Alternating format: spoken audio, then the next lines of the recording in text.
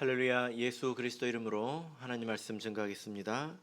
하나님 말씀 고린도전서 7장 6절에서 9절까지 말씀을 다 같이 찾겠습니다. 고린도전서 7장 6절에서 9절까지 말씀을 우리 같이 읽겠습니다. 6절 시작. 그러나 내가 이 말을 함은 권도요 명령은 아니라 나는 모든 사람이 나와 같기를 원하노라. 그러나 각각 하나님께 받은 자기의 은사가 있으니 하나는 이러하고 하나는 저러하니라. 내가 혼인하지 아니한 자들과 및 과부들에게 이르노니 나와 같이 그냥 지내는 것이 좋으니라. 만일 절제할 수 없거든 혼인하라. 정욕이 불같이 타는 것보다 혼인하는 것이 나으니라. 아멘. 네, 오늘 이 시간은 꾸며낸 경건과 과장된 겸손이라는 제목으로 하나님의 말씀을 증거하겠습니다. 최근에 어떤 스님이 텔레비전에 나와서 강연을 아주 많이 했습니다. 요즘처럼 각박하고 또 지친 그런 사람들에게 이제 참된 행복이 무엇인지에 대해서 그런 주제를 가지고 많은 이야기를 하시던 분이었는데요. 무소유 이런 이야기 들어보셨죠? 그죠? 사람의 행복이 소유에 있는 것이 아니다. 그런 주제로 이야기를 하고 사람들이 감동을 많이 받는 것 같았습니다. 그런데 나중에 알고 보니까 그분이 무소유가 아니었습니다. 서울의 남산이 보이는 집을 가지고 있었고 또 건물이 있었고 또 미국 시민권자에다가 또 한 번씩 강연을 나가면 수백만 원씩 강연료를 고액으로 이제 받았다는 것입니다. 사실 엄청 부자죠, 그죠? 그래서 사람들이 뭐라고 그러냐면 저 사람은 무소유가 아니라 풀소유다, 뭐 이런 이야기를 했습니다. 사람들이 굉장히 실망하지 않았겠습니까? 예, 그리고 그분은 사라졌습니다. 그 순간부터 모든 매체에서 사라지게 되었습니다. 사람들이 왜 실망했을까요? 물론 앞뒤가 달라서 실망을 했겠죠, 그죠? 그런데 또 그 너머의 이유도 있는 것 같습니다. 일반적으로 사람들은, 세상에 있는 사람들은 종교인을 존중합니다. 성직자들을 존중하는 것 같습니다. 그 이유가 뭘까? 제가 비교적 또 젊은 나이지만 나가서 이제 제가 목회자라는 것을 알면 사람들 태도가 달라집니다. 그런 것을 제가 느끼거든요. 근데 저뿐만이 아니라 뭐 스님에 대해서도 뭐 신부님들에 대해서도 다 그런 것 같아요. 왜 그럴까? 그 이유가 뭘까? 아마도 비교적 도덕적으로 조금 더 나은 삶을 살기 때문이라고 생각이 됩니다. 예를 들자면 성직자들은 대부분 재물과는 거리가 좀 멀지 않습니까? 재산을 쌓는 그런 일들을 잘 하지 않습니다. 그리고 때로는 결혼을 하지 않기도 하고, 그리고 스님 같은 경우는 이제 고기를 먹지 않죠. 그리고 기도하고 수행하는 그런 일들을 많이 합니다. 이런 것들은 다 그 사람의 그 기본적인 그런 본능, 이런 것들을 억제하는 그런 것이지 않습니까? 그래서 그런 것들을 통해서 다른 사람들에게 본이 되어야 한다. 그래서 그런 기대를 가지고 존중해주고 또 그런 기대에 미치지 못하면 또 그 이상으로 비난을 하지요. 그렇습니다. 그래서 이런 것들을 이런 일들을 통해서 생각을 해보면 사람들의 그 마음 속에는 거룩을 향한 막연한 동경심이 있는 것 같습니다. 나는 그렇게 살지 못해도 내가 그렇게 사는 사람들을 존경해야지. 또 가끔 어설프게 그런 것들을 흉내 내기도 하지요. 그래서 만족을 하기도 하고 또 실패해서 낙담하기도 합니다. 요즘 세상이 대체적으로 사람들이 자기 만족을 위해서 살아가지만 그러나 자기 만족을 열심히 추구해 본 사람들이 그것으로 자기 내면이 채워지지 못할 때 내면의 성숙을 갈망하고 또 다른 방식으로 만족을 얻으려고 하는 사람들도 지금 굉장히 많이 있습니다. 그래서 우리가 지금 이 시대에서도 이런 면을 잘 이해하고 또 분별하고 살아야 한다는 것입니다. 왜냐하면 성경을 보면 이 사도교회의 후기에 이르러서 많은 거짓 선지자가 이 금욕의 탈을 쓰고 나타났기 때문입니다. 교회도 시간의 흐름이 있지 않습니까? 후반부에 적혀진 성경을 보면 거짓 선생들, 거짓 목자, 거짓 선지자 이런 사람들이 많이 등장했는데 그들이 자기를 이렇게 변장하고 드러나야 되지 않겠습니까? 근데 그런 사람들이 대체적으로 금욕의 탈을 쓰고 등장했다는 것입니다. 디모데전서 4장을 보겠습니다. 우리가 디모데전서 4장을 배울 때 이 말씀을 읽었는데요. 디모데전서 4장 1절에서 3절 우리 같이 읽어보겠습니다. 시작. 그러나 성령이 밝히 말씀하시기를 후일에 어떤 사람들이 믿음에서 떠나 미혹해하는 영과 귀신의 가르침을 쫓으리라 하셨으니 자기 양심이 화인 맞아서 외식함으로 거짓말하는 자들이라. 혼인을 금하고 식물을 폐하라 할 터이나 식물은 하나님이 지으신 바니 믿는 자들과 진리를 아는 자들이 감사함으로 받을 것이니라. 자, 여기 보니까 후일에 이 미혹의 영의 가르침을 받는 자들이 나타나서 거짓말을 할 텐데 혼인을 금하고 식물을 폐하라 이라는 금욕적인 모습으로 나타난다고 말하고 있습니다. 그래서 이런 사람들을 만났을 때에 겉모습부터 일단 우리에게 감동을 준다는 것입니다. 아무 생각이 없이 이들을 바라본다면 그렇다는 거죠. 그래서 속아 넘어가게 되죠. 아, 나는 못하는 것을 저 사람은 하는구나. 아, 저 사람은 저렇게 우월하구나. 이렇게 생각을 하고 속아 넘어가게 된다는 것입니다. 그래서 바울 사도가 이런 문제에 대해서 구체적으로 이제 가르쳐 주고 있는 것이 고린도전서의 말씀인데요. 그래서 7장을 보면 결혼에 관한 문제가 나와 있고 또 8장을 보면 음식에 관한 문제가 나와 있습니다. 방금 결혼을 폐하고 금하고 음식을 폐하라 이렇게 하지 않았습니까? 그래서 7장을 보면 결혼에 관한 문제에 대해서 설명을 하고 있습니다. 그리고 8장에서는 음식을 먹는 문제가 나와 있죠. 자, 그래서 우리가 이 하나하나 낱개의 문제를 낱개의 문제가 어떤 의미가 있는지를 살펴보았습니다. 그래서 지난 시간에는 결혼을 통해서 우리가 한 육체로서 부부의 삶이 어떤 것인가에 대해서 배웠죠. 자, 오늘 말씀을 이제 읽어보겠습니다. 자, 6절 읽어보겠습니다. 6절 읽겠습니다. 시작. 그러나 내가 이 말을 함은 권도요 명령은 아니라. 이렇게 말을 해놓고 내가 지금 이렇게 말하는 것은 권도이다. 권도라는 것은 권면하는 것이고 충고하는 것이다. 이것이 명령은 아니라는 것입니다. 권면하고 명령은 다르죠. 명령은 반드시 해야 되는 것입니다. 그러면 권면은 무엇일까요? 권도는 무엇일까요? 바울 사도의 자기의 의견이고 또 이것은 안 해도 되는 것이다. 해도 되고 안 해도 되는 것이다. 이렇게 생각을 하면 조금 생각을 잘못한 것입니다. 명령이라는 말은 무슨 말이냐면 상황과 관계없이 무조건 해야 되는 것이고 무조건 하지 말아야 되는 것. 이것을 명령이라고 합니다.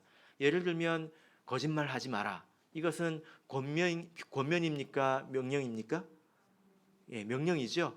예, 이것은 우리가 처한 상황과 상관없이 무조건 지켜야 합니다.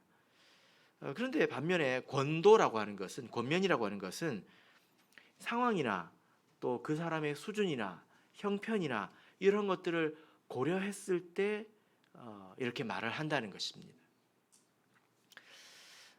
자, 지금 그래서 내가 이 말을 하는 것은 권면하는 것이다. 그럼 지금 이 말이 무엇입니까? 무엇이 권면이라는 것입니까? 명령이 아니라 권면이라는 것입니까? 앞에 나와 있는 것입니다. 결혼하라는 거죠. 결혼하라는 것은 명령이 아닙니다. 만약에 이제 그렇지 않다면, 만약에 결혼하는 것이 명령이라면 미혼자가 있어서는 안 됩니다. 그리고 혹시 사별한 사람도 반드시 결혼해야 합니다. 그렇게 돼버리는 거죠. 이해되십니까? 예. 근데 이것은 권면이라는 것입니다. 그런데 일단 결혼을 했다면 해도 되고 안 해도 되고 그 상황에 따라서 더 나은 것이 무엇인가 이게 달라진다는 거예요. 어떤 사람은 이게 더 나을 수 있고 어떤 사람은 저게 더 나을 수 있습니다. 그래서 이럴 수 있고 저럴 수 있는 거예요. 그런데 일단 결혼했다면 그 안에서는 새로운 명령이 발생합니다. 결혼을 했다면. 그래서 지난 시간에 3절에서 5절까지를 보면 남편과 아내에게 각각 서로에게 의무, 빚진 것이 발생한다고 말씀드렸죠. 이것은 명령입니다. 결혼을 한 사람에게 주시는 명령이죠. 또 이어서 10절을 보실까요? 10절을 보시면 혼인한 자들에게 내가 명하노니 명하는 자는 내가 아니요 주시라. 여자는 남편에게서 갈리지 말고. 자, 여기 보면 이미 혼인한 자들에게는 새로운 명령이 생기지 않습니까? 갈라지지 마라, 이혼하지 말라라는 명령입니다. 자, 그래서 이 금욕주의자들은 무조건 결혼하지 마라, 뭐 육체는 악한 것이다, 해로운 것이다, 무의미한 것이다 이렇게 이야기를 하지만 바울은 그렇지 않습니다. 그렇게 말하지 않고 상황에 따라서 더 나은 것이 다르다 이렇게 말을 하고 있는 것입니다. 자, 7절부터 9절까지를 읽겠습니다. 7절에서 9절 읽겠습니다. 시작.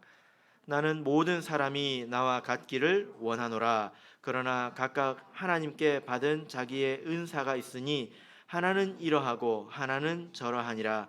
내가 혼인하지 아니한 자들과 및 과부들에게 이르노니 나와 같이 그냥 지내는 것이 좋으니라. 만일 절제할 수 없거든 혼인하라. 정욕이 불같이 타는 것보다 혼인하는 것이 나으니라. 예.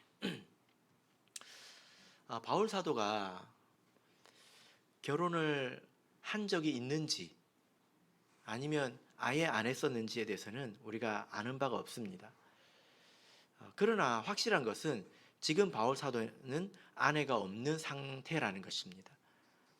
혹자는 바울 사도는 결혼한 적이 없다, 뭐 이렇게 이야기를 하지만 그러나 많은 학자들은 그렇지 않을 것이다 라고 이야기를 합니다. 왜냐하면 바울 사도가 랍비 출신이지 않습니까? 랍비는 반드시 결혼을 해야 되거든요. 결혼을 굉장히 중요하게 생각을 합니다. 그래서 결혼을 했었을 것이다 이렇게 이야기하는 그런 학자들도 굉장히 많이 있습니다. 그러나 확실한 것은 지금은 아내가 없는 상태이죠. 그래서 이제 미혼인 상태인 것입니다. 자, 바울은 그래서 말하기를 모든 사람이 다 자기처럼 지내기를 원한다 이렇게 말하고 있습니다. 결혼을 하지 않는 것이 더 좋다 또 이렇게 10절에서는 말하고 있죠. 8절에서는 나와 같이 그냥 지내는 것이 좋으니라 이렇게 8절에서 말하고 있습니다. 무엇이 더 좋다는 것인지에 대해서는 7장 후반부에서 다시 이제 말하고 있는데요. 그런데 이렇게 살기 위해서는 은사가 있어야 된다라고 말씀을 하고 있습니다. 그렇죠? 7절에서 그러나 각각 하나님께 받은 자기의 은사가 있으니 하나는 이러하고 하나는 저러하니라 이렇게 말씀을 하고 있습니다. 은사라고 하는 것은 하나님께서 주신 그런 재능을 말하지 않습니까? 특별한 능력을 말하지 않습니까? 이렇게 혼자 지내는데도 그런 은사가 필요하다는 거예요. 누구나 할 수 있는 것이 아닌 것이고 또 그렇게 하지 못한다고 해서 비난받을 것도 아니라는 것입니다. 예수님께서도 이렇게 말씀을 하셨습니다. 마태복음 19장을 보겠습니다. 마태복음 19장 9절을 보겠습니다.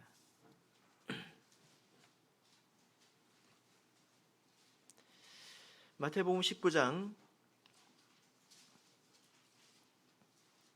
9절에서 12절까지 우리 같이 읽어보겠습니다. 마태복음 19장 9절에서 12절까지를 우리 같이 읽겠습니다. 시작. 내가 너희에게 말하노니 누구든지 음행한 연고 외에 아내를 내어 버리고 다른 데 장가 드는 자는 간음함이니라. 제자들이 가로되 만일 사람이 아내에게 이같이 할진대 장가 들지 않는 것이 좋삼나이다. 예수께서 가라사대 사람마다 이 말을 받지 못하고 오직 타고난 자라야 할지니라. 어미의 태로부터 된 고자도 있고 사람이 만든 고자도 있고 천국을 위하여 스스로 된 고자도 있도다. 이 말을 받을 자는 받을지어다. 예. 자, 그래서 예수님께서도 오직 타고난 자라야 할지니라 이렇게 말씀을 하고 계시죠. 예, 바울 사도가 이와 같은 맥락에서 아무나 할 수 있는 것이 아니다 이렇게 말씀을 한 것입니다. 그런데 이러한 고려 없이 무작정 육체는 악한 것이다 라고 생각을 해서 금욕을 한다면 어떤 일이 생길까요? 오늘 말씀처럼 아무 열매 없이 도리어 그 사람이 불타버리는 그런 일이 생긴다는 것입니다. 불타버리면 죄만 남겠지요. 도리어 손해가 되는 일이라는 것입니다. 그래서 이 의미 없는 금욕에 대해서 우리가 성경을 통해서 교훈을 또 살펴보자면요, 우리가 골로새서를 참고해 볼 수 있습니다. 골로새서 2장을 보겠습니다. 골로새서 2장 18절에서 23절을 보겠습니다. 골로새서 2장 18절에서 23절.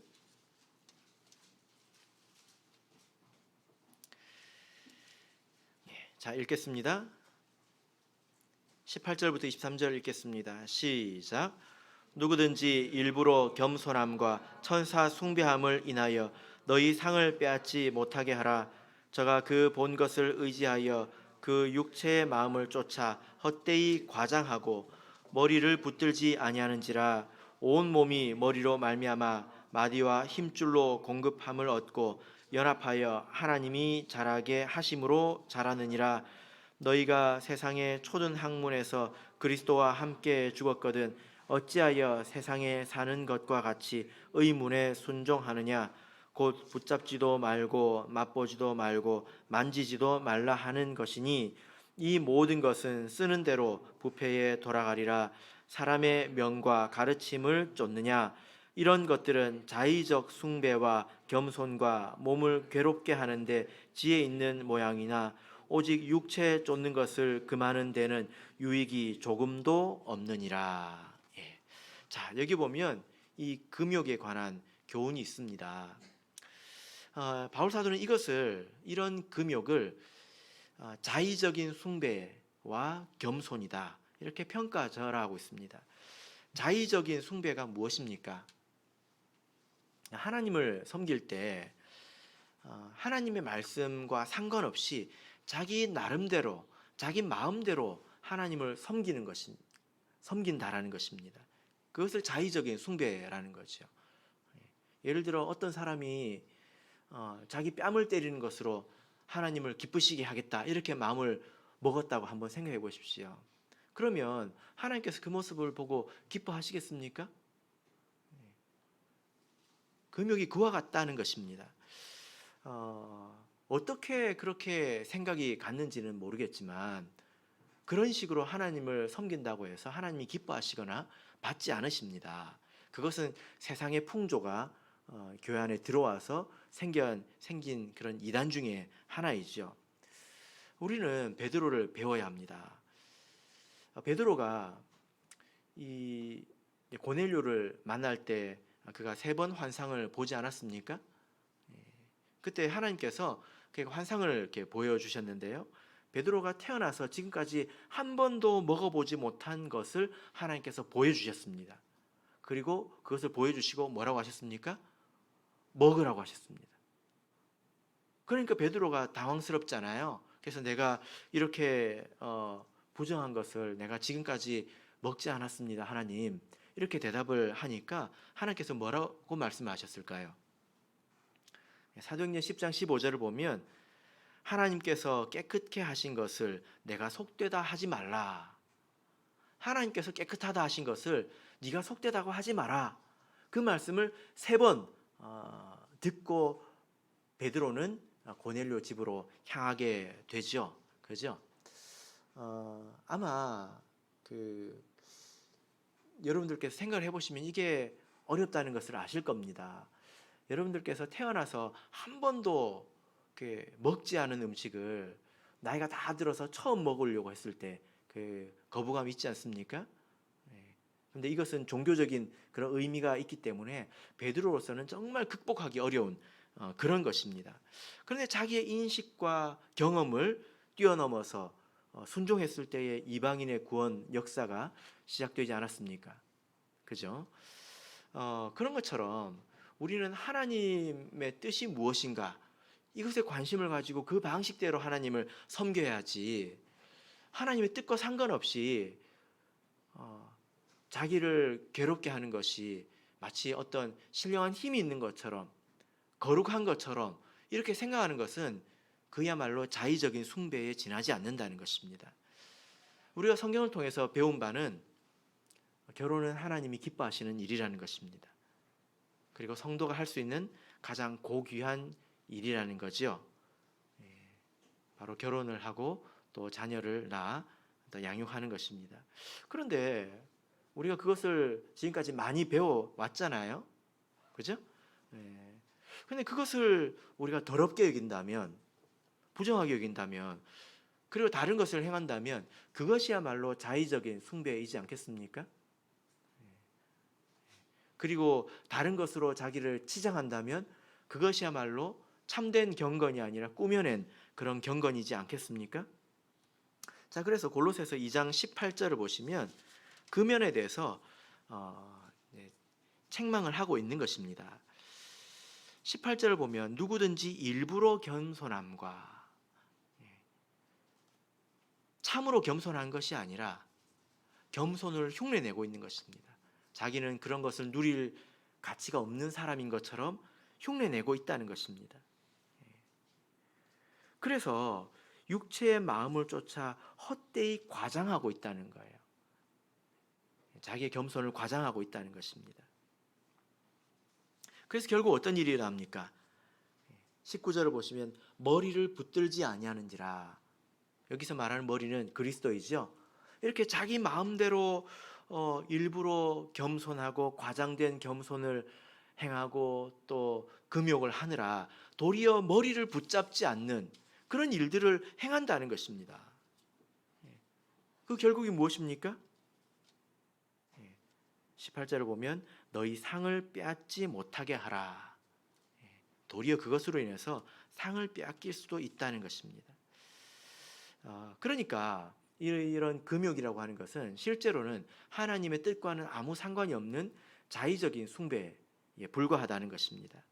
그리고 또 이 말씀을 살펴보면 실제로 금욕이라고 하는 것은 육체의 본성을 제어하는 데는 조금의 유익도 없다는 것입니다. 실익이 없다는 거예요.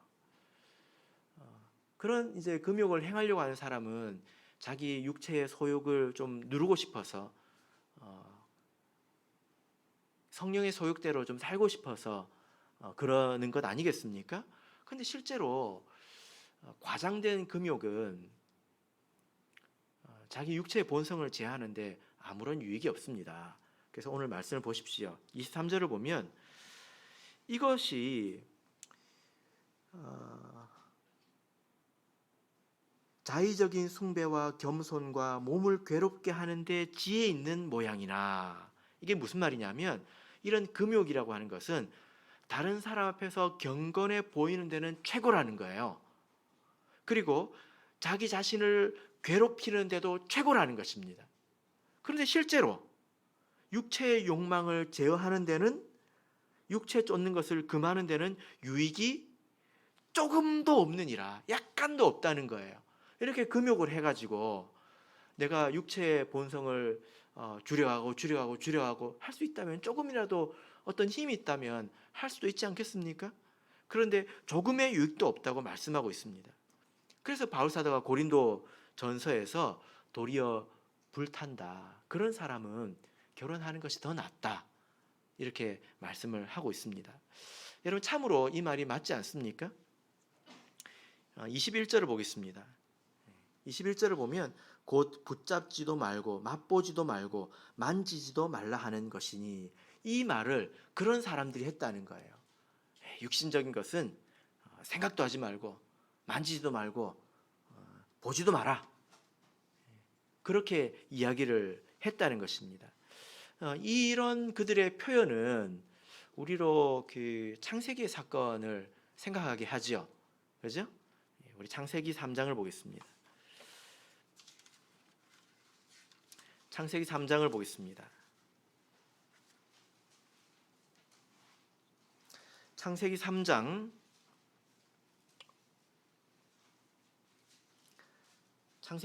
3절을 보겠습니다.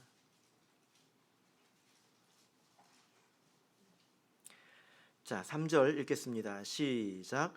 동산 중앙에 있는 나무의 실과는 하나님의 말씀에 너희는 먹지도 말고 만지지도 말라, 너희가 죽을까 하노라 하셨느니라. 예. 자, 이 말씀은 이 뱀이 하와를 유혹했을 때 하와가 한 대답이죠. 근데 사실 하나님께서는 이렇게 말씀을 안 하셨잖아요. 하나님께서 이 선악을 알게 하는 나무에 대해서 주신 명령은 무엇입니까? 2장 17절을 보면 먹지 말라는 것입니다. 근데 여기서 무엇을 더했습니까? 만지지도 말라, 이것을 더했다는 거죠. 이것은 사실 아무것도 도움이 안 되는 자의적인 숭배인 것입니다. 자기 나름대로 더해서 하나님을 섬긴 거죠. 근데 실상 이 말을 했기 때문에 그의 마음이 이미 이제 욕심의 정복이 된 것 아니겠습니까? 이 말을 했을 때에 그가 사단에게 또한 한 번의 기회를 더 준 것입니다. 그죠? 그래서 이런 금욕에 대해서 막연하게 매혹되지 마시기를 바랍니다. 그것이 마치 무슨 신령한 것처럼 그것을 통해서 내가 어떤 대단한 사람이 되는 것처럼 그렇게 매혹되지 마시기를 바랍니다. 이 교회 역사의 후반을 보면 거짓 선지자들이 등장하는데요. 그들이 이제 거짓 선지자라는 이름표를 가지고 등장하지 않습니다. 그들은 나름대로 사람들을 매혹하는 그런 모습으로 등장하는데요. 세상 어디 가도 이렇게 금욕적인 삶을 살고 청빈하다고 하면 앞도 뒤도 돌아보지 않고 사람들이 대체적으로 다 존중해 줍니다. 존경합니다. 재산이 없다는 이유만으로 존중해 줍니다. 그럴 수 있음에도 불구하고 없다는 이유만으로 존중해 줍니다. 계시록을 보겠습니다. 계시록 12장을 보겠습니다.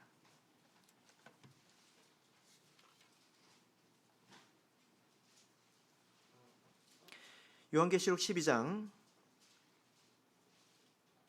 3절을 보겠습니다.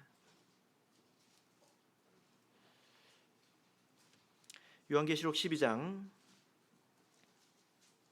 3절, 자, 같이 읽겠습니다. 시작. 하늘에 또 다른 이적이 보이니 보라, 한 큰 붉은 용이 있어 머리가 7이요 뿔이 10이라. 그 여러 머리에 7 면류관이 있는데. 예. 자, 여기 보면 한 큰 붉은 용이 있습니다. 우리가 이렇게 볼 때 징그럽고 또 사단을 상징하는 것처럼 보이지만 실제로 그는 머리가 7입니다. 이것은 굉장히 지혜롭다는 것이고, 뿔이 10이라고 하는 것은 굉장한 권세를 가지고 있다는 것입니다. 능력이 있다는 거죠. 근데 그 머리에 7 면류관이 있습니다. 지혜로운 것만으로도 대단한데 면류관이라고 하는 것은 승리이고 또 영광을 상징하지 않습니까? 그래서 어떤 사람이 이 면류관을 쓰고 있다면 그 사람은 영광스러운 사람이고 많은 사람들이 흠모합니다. 존경하고 사모한다는 말이에요. 그런데 용이 이런 모습으로 등장한다는 것입니다. 이것이 어떤 모습일지는 모르겠지만 사도 시대에는 혼인을 금하고 식물을 폐하라, 그런 사람들이 굉장히 금욕적으로 이렇게 살았을 것입니다. 그러나 뒤로는 자기 배를 채웠다. 이제 그런 말씀이 성경에 있죠. 그래서 우리가 막연하게 이런 금욕에 매료되고 또 잘 분별하지 못한다면 나중에 그런 모습을 보고 반해서 거짓에 속아 넘어갈지도 모릅니다. 그러니까 자의적인 숭배에 속아 넘어가지 마시고 그런 것을 흉내내려고 하지 마십시오. 그렇게 하지 않아도 괜찮습니다. 이제 균형을 좀 잡아야 될 시간인데요. 자, 그러면 이 금욕이라고 하는 것은 아무런 가치가 없는 것인가? 이 문제를 좀 생각해 보겠습니다. 자, 골로새서를 보겠습니다. 아까 본문의 말씀으로 돌아가서 골로새서 2장 20절을 보겠습니다. 골로새서 2장 20절 같이 읽어보겠습니다. 시작. 너희가 세상의 초등 학문에서 그리스도와 함께 죽었거든 어찌하여 세상에 사는 것과 같이 의문에 순종하느냐. 자, 여기 보면 이런 것을 초등 학문이라고 하고 있습니다. 성경을 보면 초등 학문이 바울 사도가 몇 번 쓴 표현이거든요. 갈라디아서를 보면 구약의 율법을 초등 학문이라고 이렇게 표현을 했지요. 여러분, 초등 학문은 나쁜 것입니까? 여러분 중에 혹시 초등학교 안 나오고 중학교 가신 분 계십니까? 아무도 안 계시잖아요. 지금 여기 보면 초등 학문을 배우는 아이들이 지금 몇이 있는데요. 이걸 나쁘다고 할 수 있습니까? 바울 사도가 이 금욕이라는 것을 초등 학문이라고 했다는 거예요. 이 어떤 의미로 이런 말을 했을까요? 우리가 세상을 살면서 누리는 것들이 많이 있습니다. 또 필요한 것들이 많이 있죠. 뭐 결혼, 또 음식 외에도 누리고 사는 것들이 많이 있습니다. 그런데 어떤 것들은 아이들에게 누리지 못하게 하는 경우가 있죠. 왜 그렇습니까? 위험하기 때문입니다. 위험하기 때문이죠. 그래서 그런 경우에는 아이들에게 단순하게 가르칩니다. 억압적으로 가르치죠. 왜냐하면 아이들이 이해할 수 없기 때문이에요. 하지 마. 아이들은 그렇게 가르쳐야 합니다. 아이들한테 복잡하게 가르치면 그건 잘못 가르치는 거죠. 그죠? 예전에 이런 일이 있었습니다. 제가 이제 집에서 면도를 하면 면도기가 있잖아요. 재윤이가 어렸을 때 그걸 봤나 봐요. 그래서 그 엄마가 다른 애들을 보는 사이에 그걸 가지고 입술을 막 문질렀습니다. 예, 제가 이제 전주교에 있었을 때 학생들을 데리고 캠핑을 갔었는데 전화가 왔어요. 집에 불이 난 줄 알았습니다. 그래가지고 전화를 받아보니까 얘가 이제 면도기를 가지고 입술을 막 문질렀다는 거예요. 어떻게 하냐고.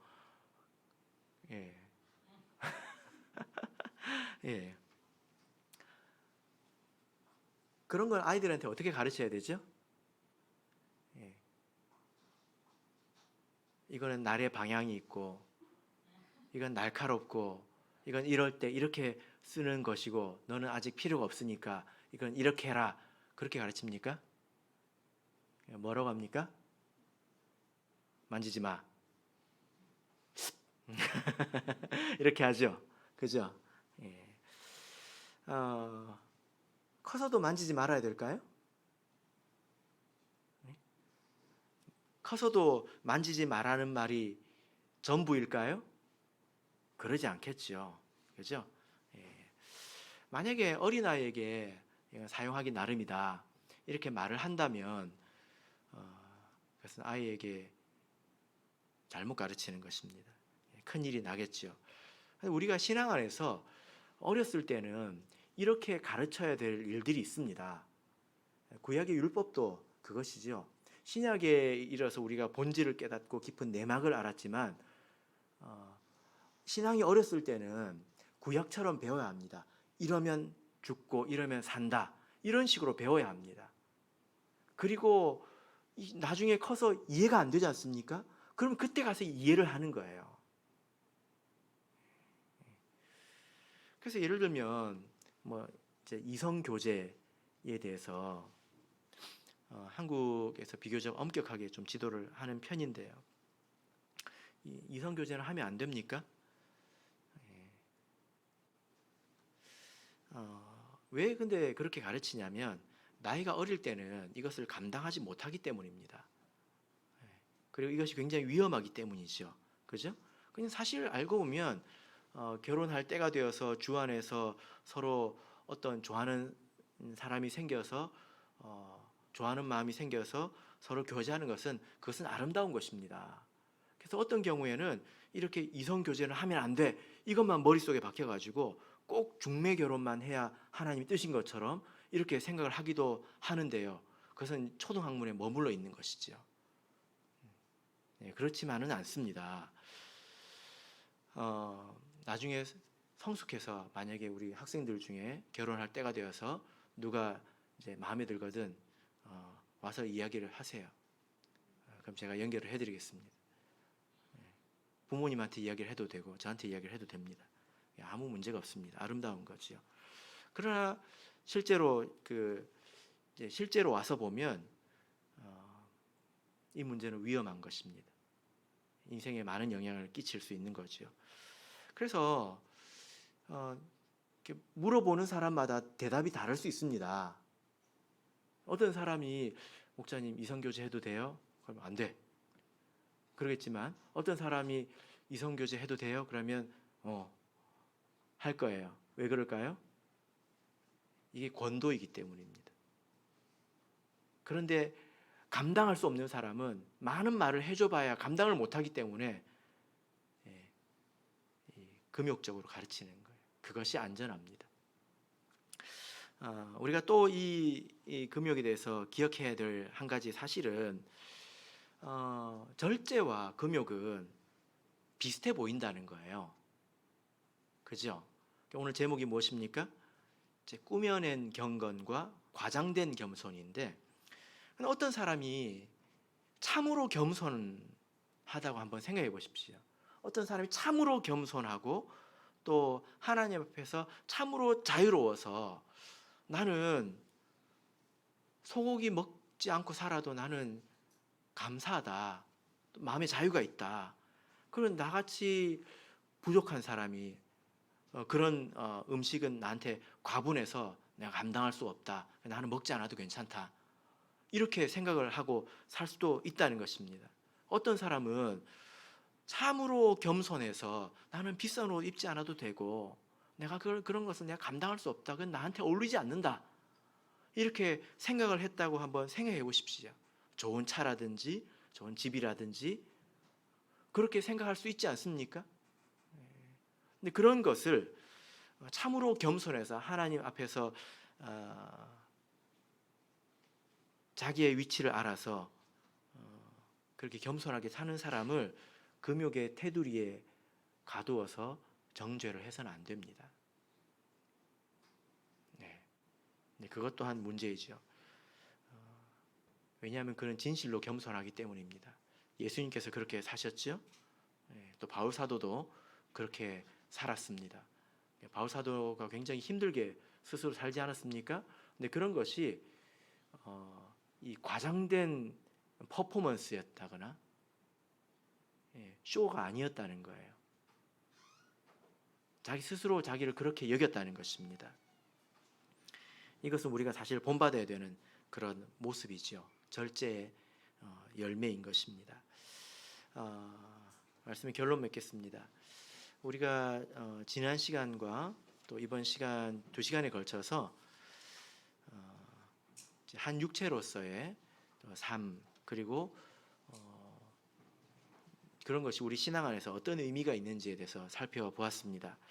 바라옵기는 우리 모든 성도님들께서 하나님이 깨끗하다고 하신 것을 속되게 여기지 마시기를 바랍니다. 또 바르게 알아서 헛되이 자기 몸을 괴롭게 하지 마시고 또 그것으로 헛되이 자기를 치장하지 마시기를 바랍니다. 하나님 앞에서 바르게 알고 섬기고 또 참으로 겸손한 사람이 되시기를 예수 그리스도 이름으로 축복합니다. 우리 다 같이 찬송하겠습니다.